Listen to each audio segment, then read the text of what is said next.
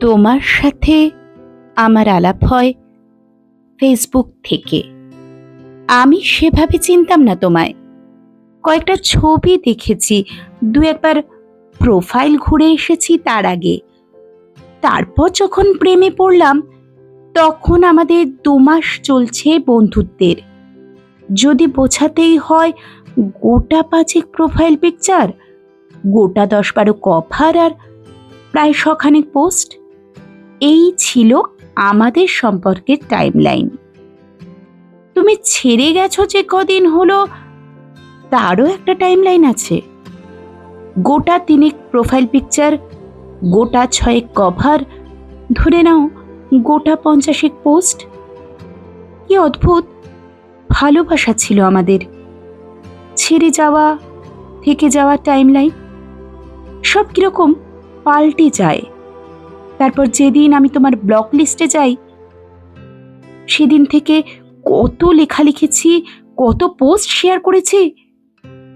তুমি হয়তো দেখোইনি, বা দেখেছ হয়তো বন্ধুদের প্রোফাইল থেকে। আচ্ছা, কখনো ভেবে দেখেছো একসময় কত পরিচিত ছিলাম আমরা, আর এখন আমরা চিনি না একে অপরকে। এই সুবিধাটা ফেসবুক আমাদের দিল। যাকে ভুলতে চাই জোর করে, তার অনিচ্ছায়, তাকে তুমি তোমার চোখের সামনে থেকে সরিয়ে দিতে পারো, ব্লক করে দিতে পারো। তারপর আরো কত পোস্ট করতে থাকি আমরা। টাইমের সাথে সাথে টাইমলাইন পাল্টে যায়। কিন্তু ভেবে দেখেছো কি, এক সময় যাকে চাইলে নির্দ্বিধায়, তাকে এমন পর্যায়ে ঠেলে দিলে আর কোনো দিন কথা হবে না। একটা বয়স পার করার পর যখন মনে পড়বে, পারবে খুঁজতে, পারবে আনব্লক করতে।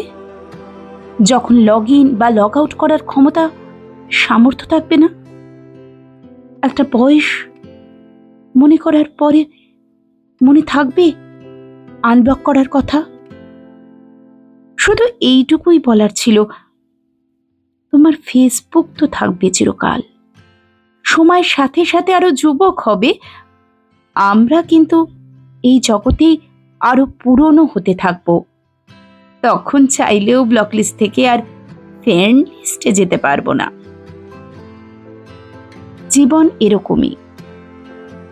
ছেড়ে যাও যদি তুমি চাও, থেকে যাও যদি তুমি চাও, ভুলে যাও যদি তুমি চাও।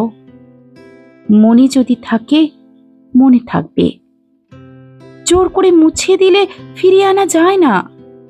একদিন সবাই পাসওয়ার্ড ভুলে যায়, তা জীবনের হোক বা ফেসবুকের। তখন কিন্তু চাইলেও আর ফিরিয়ে আনা যায় না। সম্পর্ক থাক না থাক, সংযোগ যেন থেকে যায়, ওটা রাখতে হয়।